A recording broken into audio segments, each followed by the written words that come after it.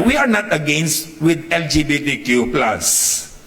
We don't judge them. We love them. They are welcome here at Cardona Church of Christ. Lahat tayo welcome. Di ba? Hindi tayo against sa ganyang mga bagay.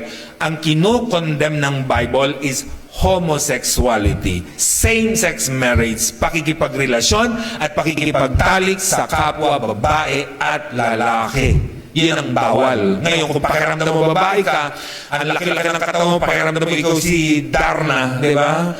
Ikaw naman ay sexy, pakiramdam mo ikaw si Totoy Bato. Bahala ka sa buhay mo. Basta't ito ang dapat niyong maintindihan. Ang ipinagbabawal ng Diyos, makipagtalik at makipagrelasyon sa kapwa at kauri mo na sex. Yan ang dapat natin maintindihan, mga kapatid. Sabi ng Leviticus 18:22, huwag kayong makikipagtalik sa kapwa ninyo lalaki, yan ay karumal-dumal. Hindi binabanggit ang babae in this context kasi Old Testament. Dapat naroon tayo sa kultura ng babae, wala namang pakialam talaga. Pero, syempre, sa pagbabasa ng Bible, vice versa yan. Diba? Kung bawal sa lalaki, ang bawal din sa babae. So, ang sabi niya, huwag. Malinaw yun. Ang huwag ay, pag sinabi bang huwag, pwede. Pag sinabing huwag, hindi pwede yun. Hindi pwedeng ibaligtad yun. Basta sinabing huwag, huwag. Leviticus 20:13. Ang lalaki nakikipagtalik, vice versa, ang babae nakikipagtalik sa kapwa lalaki o kapwa babae ay gumagawa ng karumal-dumal na gawain at pareho silang dapat patayin.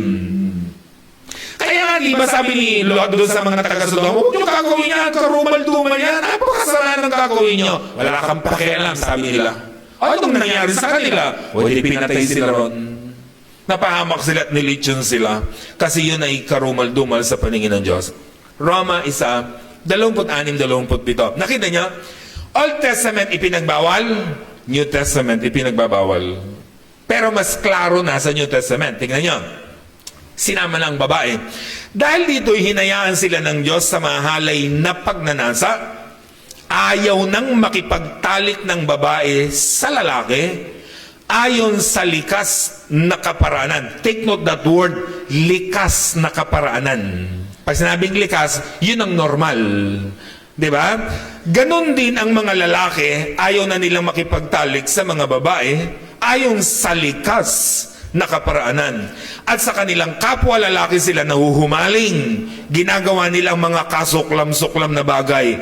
Kaya't sila'y parurusahan ng nararapat sa kanilang masasamang gawa. So sabi po ni Apostle Paul, ito ang nangyari sa kanilang kultura. Sabi nila, yung mga babae hindi na nakikipagrelasyon na nakikipagtalik sa babae, sa lalaki, kundi iniwan nila yung likas. Ganon din daw yung babae. Ano ba yung likas na kaparaanan? Lalaki at babae. Babae at lalaki. Iniwan nila yung likas. Anong ginawa nila? Babae sa babae, lalaki sa lalaki. Kaya nung sabi po niya, ginagawa nila ang kasuklam-suklam na bagay at paparusahan sila ng Panginoon. Gaya ng ginawa sa Sodoma. Yun ang ibig nating ipaunawa, mga kapatid. Tignan niyo yung Matthew 19:46. Napakaganda dito, mga kapatid. Sumagot si Jesus, hindi ba ninyo nababasa? Meaning, noong pa ito. Sabi niya, hindi nyo ba nababasa? Nasa pasimulay, take note, nilalang ng Diyos ang tao na ano raw? Lalaki at babae. Hindi siya lumalang ng LGBTQ. Ang nilalang niya, lalaki, babae. Ang tao ang pumipili na yun ang gagawin niya sa sarili niya. Pero hindi sila ginawa ng Diyos na maging ganun. Diba? Ang nilikha ng Diyos, lalaki at babae. Diba? So malinaw. For what reason? Bakit ba nilikha ng Diyos ang lalaki at babae? For what? For procreation. Anong sabi niya kay Adan at Eva? Humayo kayo at magpakarami. Hindi pwedeng dumami kung nilikha si Adan at nilikha si Totoy Bato. Di ba? Pwede ba silang dumami? No. Di ba? Kaya ang nilikha niya si Adan, nilikha niya si Eva. For what? Makatulong niya sa pagpaparami ng taong nilikha niya sa lupa. Doon pa lang napakalinaw na mga kapatid. At siya rin ang nagsabi dahil dito, take note, iiwan ng lalaki, a man, ang kanyang ama't ina't magsasama sila ng kanyang asawa, wife, ang binabanggit dyan, at sila'y magiging isa. Sino raw ang magsasama? Lalaki at babae. Diba? Ba't sila magsasama? For what? Procreation. Hindi dadami ang dalawang babae. Hindi dadami ang dalawang lalaki. So God's plan since the creation is between male and female only for the purpose of procreation. Diba? Then ang sabi po nung verse natin, balik natin doon sa verse. Sabi niya, hindi na sila dalawa kundi isa, kaya't ang pinagsama ng Diyos, huwag paghihiwalayin ng tao. Pag nagbabasa tayo, nag-aaral ng Bible, binabaligtad natin yon para mas makuha natin yung another meaning. Sabi niya, ang pinagsama ng Diyos, huwag pag-iwalay ng tao. Sino yon? Man and woman. Baligtarin nyo.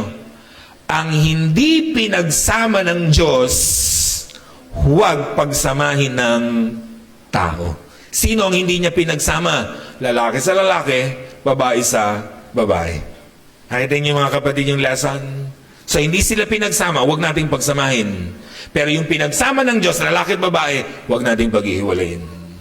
Ganun ang pag-aaral ng Bible. Diba? So, God's plan since the creation is between male and female only for the purpose of procreation.